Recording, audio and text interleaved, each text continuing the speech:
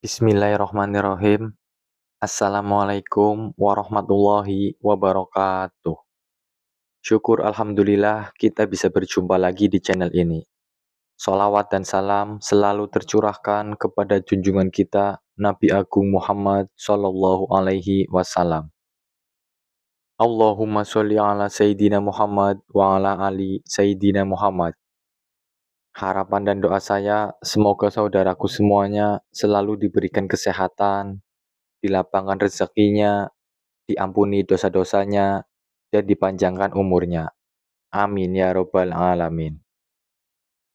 Sahabat beriman yang dirahmati Allah, di tengah kesibukan dan hiruk-pikuk dunia ini, banyak di antara kita merasa tidak punya cukup waktu untuk memperdalam Al-Quran.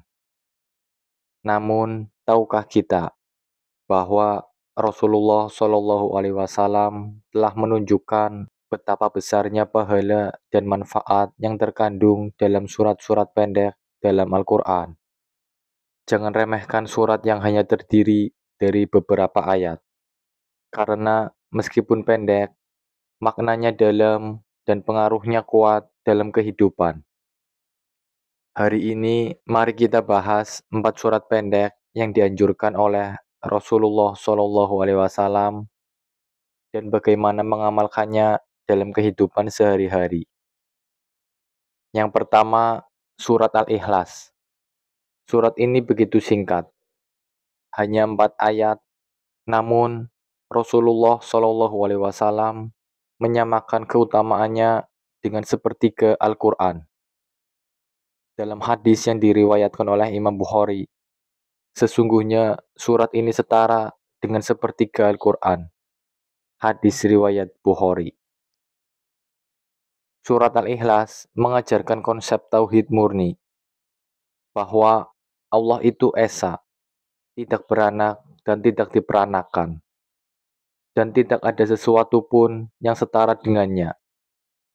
Membacanya setiap hari bukan hanya mendapatkan pahala besar, tapi juga memperkuat keimanan kepada Allah sebagai satu-satunya Tuhan.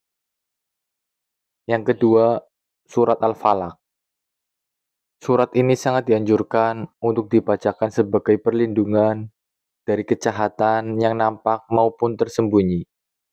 Dalam hadis sahih, Aisyah radhiyallahu anha berkata, Rasulullah jika hendak tidur, beliau meniupkan ke kedua telapak tangannya, membaca Al-Ikhlas, Al-Falaq, dan Anas, kemudian mengusapkan ke seluruh tubuh.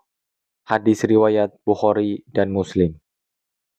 Surat Al-Falaq mengajarkan kita untuk berlindung dari kejahatan sihir, hasad, dan dari malam yang gelap yang menjadi tempat bersembunyinya banyak keburukan.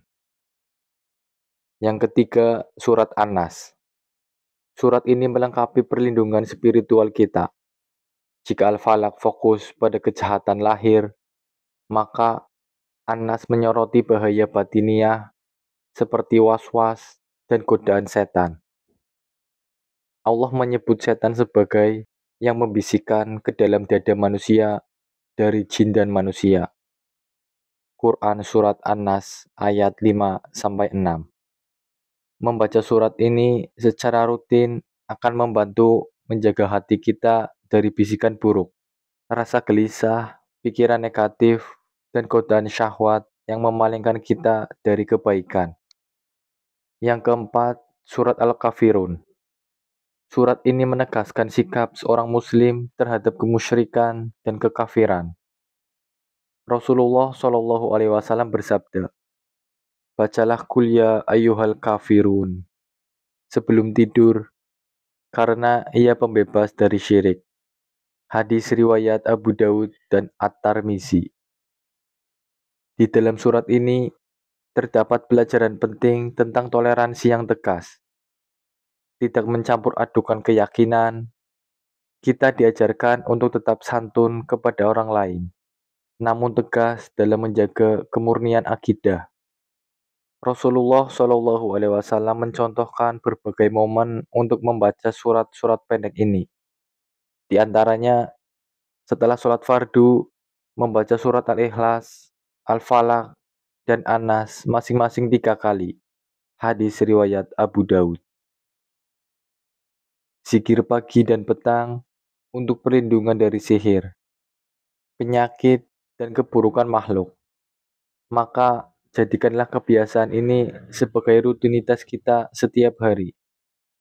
Meskipun singkat, surat-surat ini menyentuh inti keimanan dan fondasi utama dalam kehidupan seorang muslim, seperti memperkuat tauhid kita, memberi perlindungan dari gangguan luar dan dalam, dan meneguhkan sikap iman dan prinsip dalam beragama. Sahabat beriman yang dirahmati Allah, kita tidak perlu menunggu menjadi ahli tafsir untuk mulai mengamalkan Al-Quran. Cukup dengan surat-surat pendek, namun bila dibaca dengan kesungguhan hati, rutin setiap hari, dan keyakinan penuh kepada Allah, maka pahala dan perlindungan besar akan Allah limpahkan. Rasulullah mengajarkan surat-surat ini kepada para sahabat, kepada anak-anak, kepada umatnya, karena beliau tahu betapa berharganya kandungan di dalamnya. Maka, jangan biarkan hari-hari kita kosong dari ayat-ayat ini.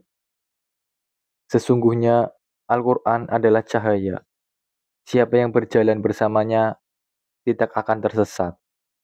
Wallahu a'lam bishawab. Demikian yang bisa saya bagikan.